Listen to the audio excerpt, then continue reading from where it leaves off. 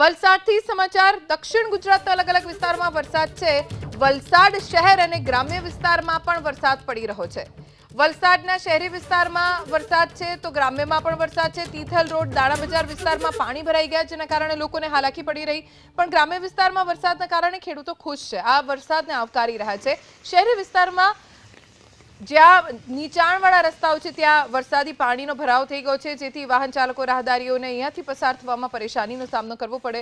પણ જિલ્લામાં જ્યાં જ્યાં સારો વરસાદ વરસ્યો છે ત્યાં ખેડૂતો આ વરસાદને આવકારી રહ્યા છે। તિથલ રોડ દાણા બજાર વિસ્તાર જ્યાં અત્યારે વરસાદ વરસવાના કારણે પાણી ભરાઈ ગયા છે અને શું સ્થિતિ સર્જાઈ છે એબીપી અસ્મિતાની સ્ક્રીન ઉપર આપ આ દ્રશ્યો જોઈને અંદાજો લગાવી શકો છો। અહીંયાથી પસાર થતા વાહન ચાલકો પારાવાર હાલાકી ભોગવી રહ્યા છે પ્રશાસનના પાપે।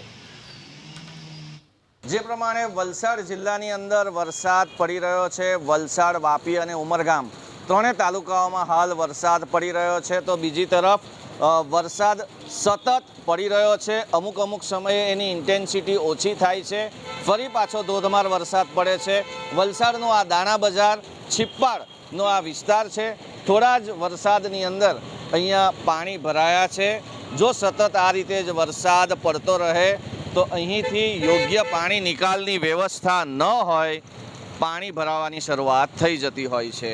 હનુમાનજીનું મંદિર અહીંયા ખૂબ જ પ્રાચીન મંદિર છે, જ્યાં સતત વરસાદને કારણે થોડા જ વરસાદમાં પાણી ભરાઈ જતું હોય છે, ત્યારે પ્રી મોન્સૂનની કામગીરી કેવી છે એ સ્પષ્ટપણે દેખાઈ આવે છે। વલસાડના તિથલ રોડ વિસ્તારમાં પણ જે પ્રમાણે પાણી ભરાઈ રહ્યા છે, નાની નાની ગલીઓમાં જે પાણી ભરાઈ રહ્યા છે એનું મૂળભૂત કારણ એ છે કે પાણી નિકાલની વરસાદી પાણી નિકાલની વ્યવસ્થા યોગ્ય રીતે નથી થઈ, પરંતુ અહીંયા આ વરસાદથી બફારો દૂર થયો છે। સાથે સાથે ખેડૂતોના માટે જે વરસાદની જરૂર છે એ વરસાદ હાલ પડી રહ્યો છે।